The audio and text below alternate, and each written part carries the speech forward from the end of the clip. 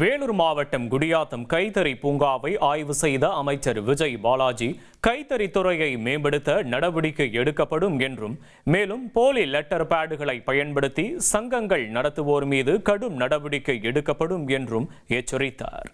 இந்த போலியான லெட்டர் பேடை வச்சுக்கிட்டு சங்கம் நடத்திக்கிட்டு கண்டிப்பா நிச்சயமா உழைக்கிறவங்களுக்கு உண்மையான நெசவாளர்களுக்கு உண்டான ஊதியம் நிச்சயமா இந்த அரசு கொண்டு போய் சேர்க்கும். பொங்கலுக்கு கொடுக்குற இலவச வேஷ்டி சேலை எல்லாம் விசைத்தறியில தான் தயாரிக்குது. அது கைத்தறியில தயாரிக்கலாம் நிறைய அதுக்காக தான் எங்கெங்க விசைத்தறி இருக்குங்கிறத கணக்கெடுக்க சொல்லி இருக்கிறோம். முடிஞ்ச அளவுக்கு அவங்களுக்கு வாழ்வாதாரத்துக்கு தேவையான இந்த தொழிலை மேம்படுத்துறதுக்காக கண்டிப்பா அவங்கள ஊக்கப்படுத்துற மாதிரி அரசு நடவடிக்கை எடுத்து கைத்தறி விசைத்தறி முக்கியத்துவம் கொடுத்து இந்த வாட்டி செய்வோம்னு தெரிவிச்சு. இனி செல்லும் இடமெல்லாம் செய்தி. தந்தி டிவியின் வாட்ஸ்அப் சேனலை ஃபாலோ பண்ணினா செல்ல இருக்கும் இடமெல்லாம் செய்தி. இதோ QR கோட் இப்பவே ஸ்கேன் பண்ணுங்க, ஃபாலோ பண்ணுங்க.